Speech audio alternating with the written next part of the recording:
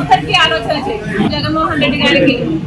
అందుకే చెప్తున్నాం, ఇప్పటికైనా కూడా కళ్ళు తెరవాలి ఆంధ్ర రాష్ట్ర ప్రజలు. ఇప్పటికైనా ప్రజల మేలు కోరేది ఎవరు అనేది ఆలోచన చేయాలి. ఈ బీజేపీ తొత్తు పార్టీలని వైసీపీని ఇంటికి పంపించాలని, కాంగ్రెస్ పార్టీని ఆశీర్వదిస్తేనే మనకు ప్రత్యేక హోదా సాధ్యమవుతుందని నేను ఆంధ్ర రాష్ట్ర కాంగ్రెస్ పార్టీకి అధ్యక్షురాలిని. ఈ రాష్ట్రంలో నాకు తిరగాల్సిన అవసరం ఉంటుంది. ఈ రాష్ట్రంలో తిరిగినప్పుడు నాకు భద్రత కల్పించాల్సిన అవసరము ప్రభుత్వానికి ఎంతైనా ఉంది.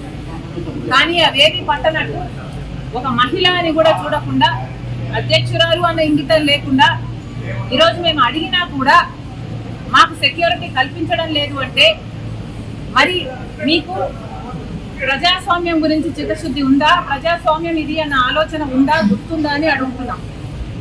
మీకు సెక్యూరిటీ ఉంటే సరిపోతుందా? మీరు పెద్ద పెద్ద కోటలు పెద్ద పెద్ద గడిలలో కట్టుకొని మీరు బతికితే సరిపోతుందా? మిగతా వాళ్ళకు ప్రజలకు భరోసా ఇవ్వాల్సిన అవసరం లేదా? ప్రతిపక్షాలకు రక్షణ కల్పించాల్సిన అవసరం లేదా? అంటే మా చెడు కోరుకుంటున్నారనే కదా దాని అర్థం. మాకేదైనా ప్రమాదం సంభవించాలని మీరు అనుకుంటున్నారనే కదా. ప్రమాదాలు సంభవించడమే కాకుండా ప్రమాదాలు కల్పించే వాళ్ళలో కూడా మీ వాళ్ళు ఉంటారు అనే కదా మీరు చెప్పదలుచుకున్నది. ఎక్కడ ప్రజాస్వామ్యం? అసెంబ్లీ జరుగుతుంది.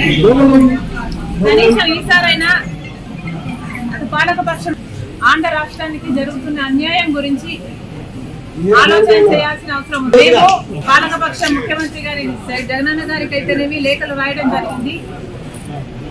ఆంధ్ర రాష్ట్ర ప్రజల హక్కుల తీర్మానం అని, ఆంధ్ర రాష్ట్ర ప్రజల హక్కుల కోసం ఒక తీర్మానం చేయాలని సూచించడం జరిగింది.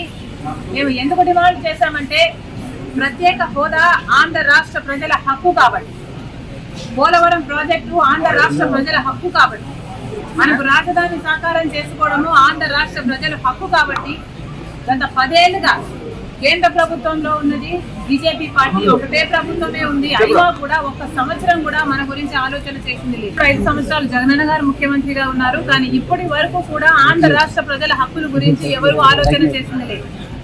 స్వలాభం కోసం ప్రజల ప్రయోజనాలను తాకట్టు పెట్టింది చాలు. కనీసం ఈసారైనా ఆంధ్ర రాష్ట్ర ప్రజల హక్కుల తీర్మానం అని ఒకటి అసెంబ్లీలో పాస్ చేయాలి. మనకు ఎందుకు ప్రత్యేక హోదా బీజేపీ ద్రోహం చేసిందో, మనకు పోలవరం ఎందుకు ద్రోహం చేసిందో, మనకు రాజధాని ఎందుకు ద్రోహం చేసిందో, వీరన్నిటి మీద అసెంబ్లీలో చర్చ జరగాలి.